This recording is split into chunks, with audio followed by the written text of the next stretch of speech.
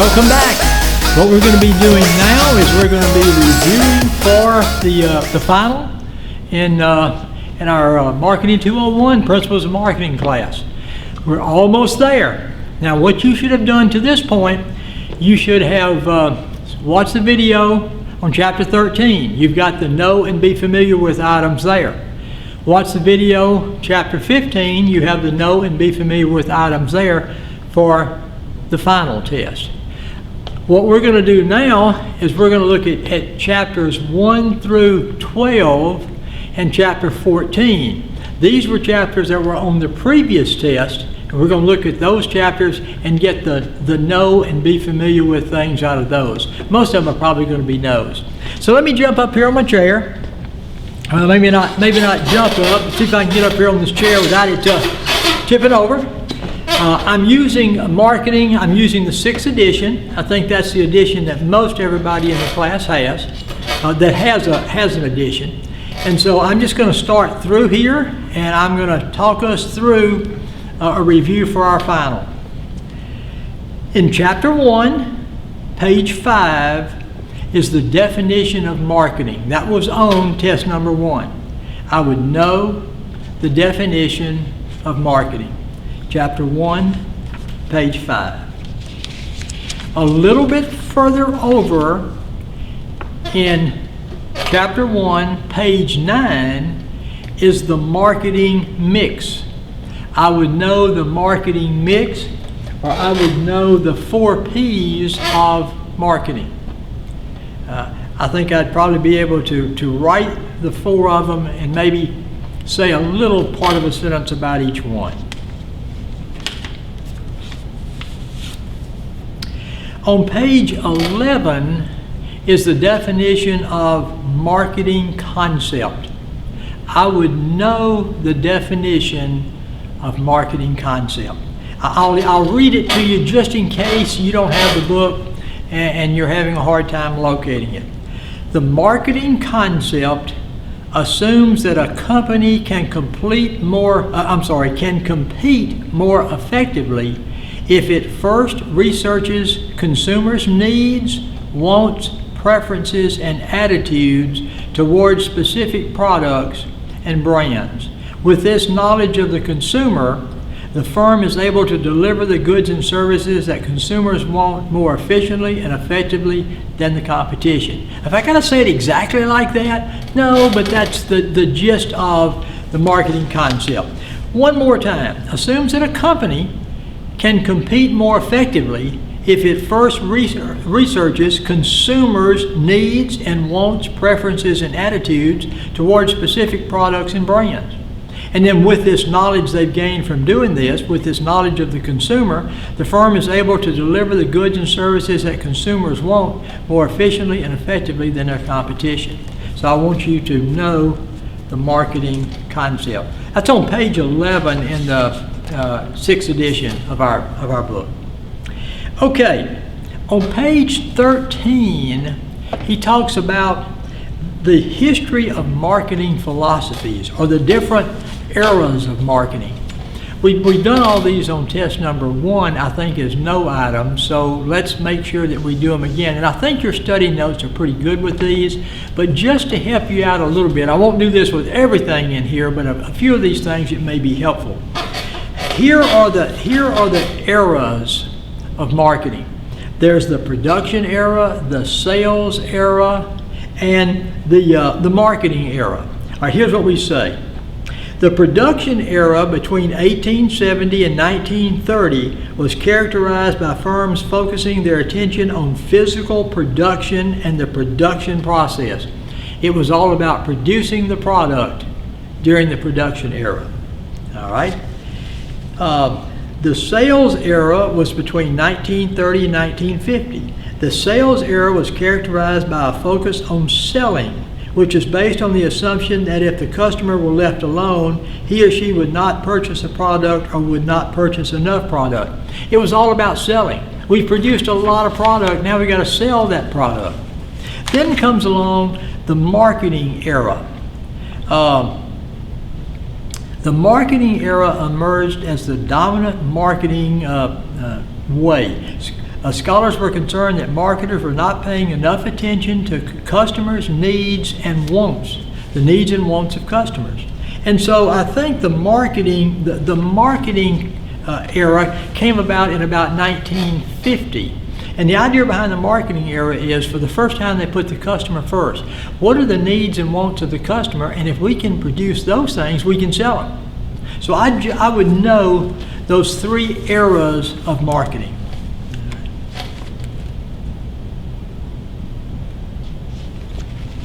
Chapter 7. We're going to jump from chapter 1 over to chapter 7. Chapter 7 was the chapter on marketing research.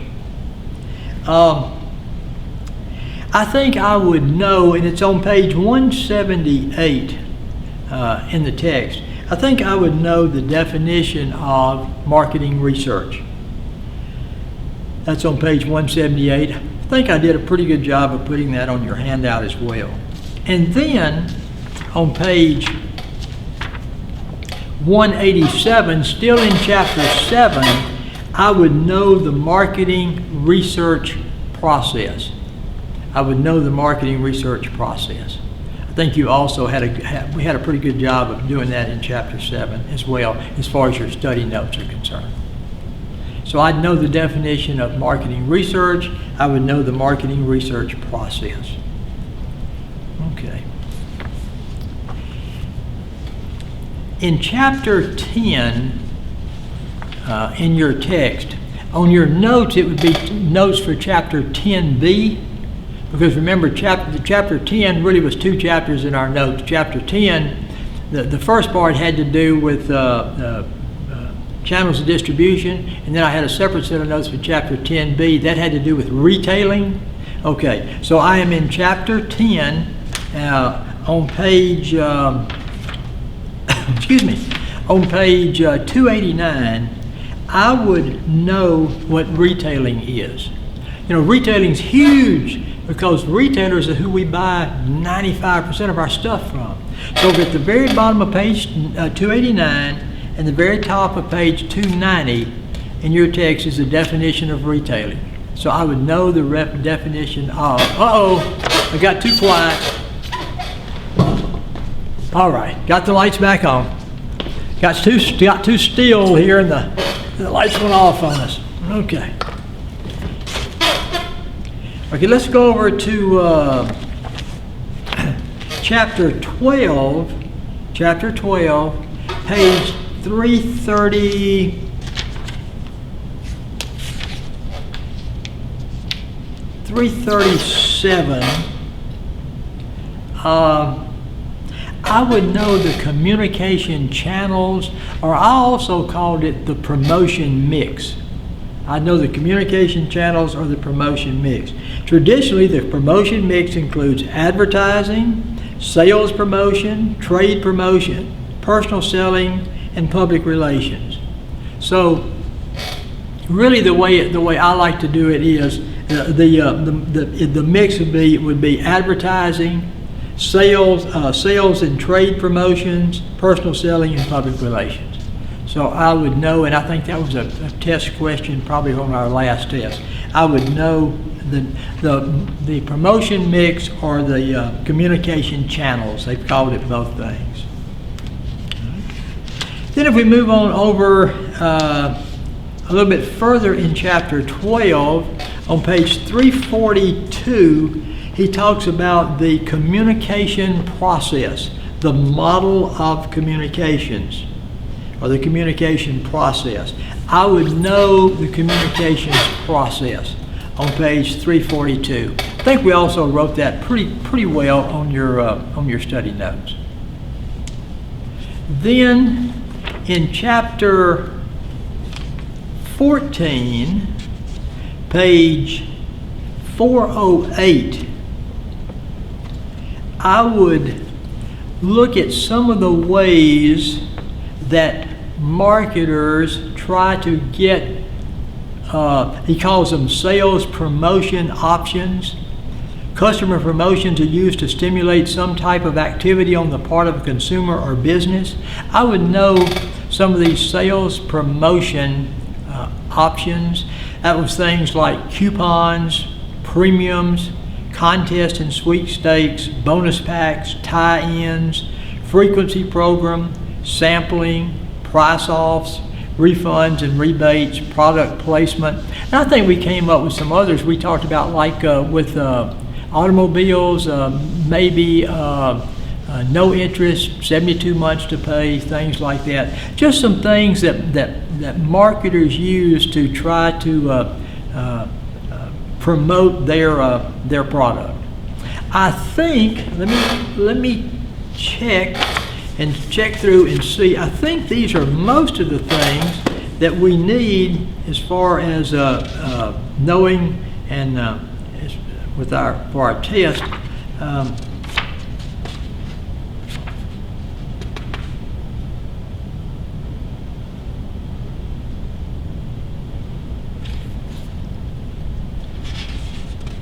Sorry for being quiet, but I just wanted to check some notes that I had made, make sure that I didn't miss anything that I